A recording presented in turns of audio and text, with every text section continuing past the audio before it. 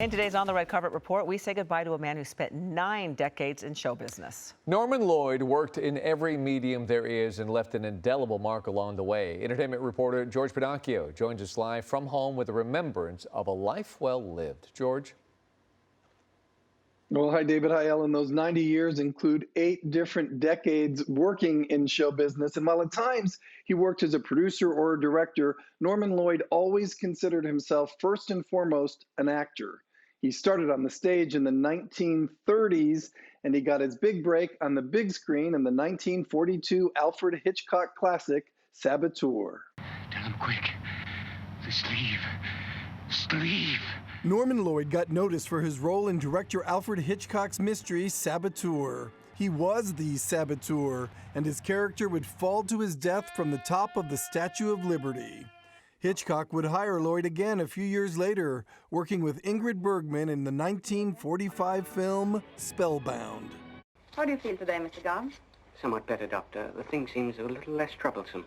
Lloyd would go on to work with Charlie Chaplin in 1952's Limelight. Do you know who that clown is? Lloyd did a lot of work in TV in the 50s and 60s, both in front of and behind the scenes, often for Alfred Hitchcock's TV shows.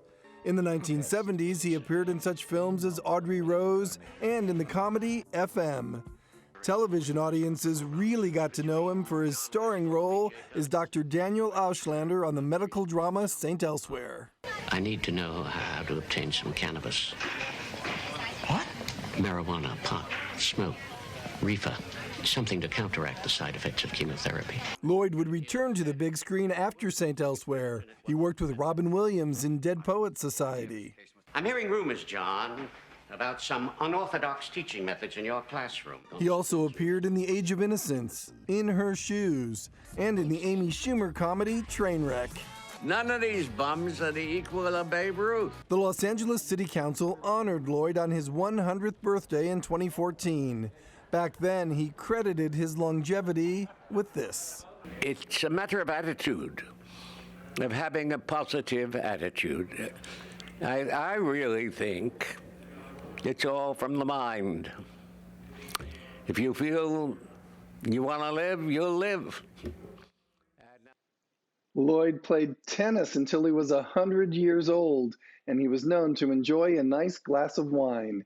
He and his wife Peggy were married for 75 years until her death in 2011.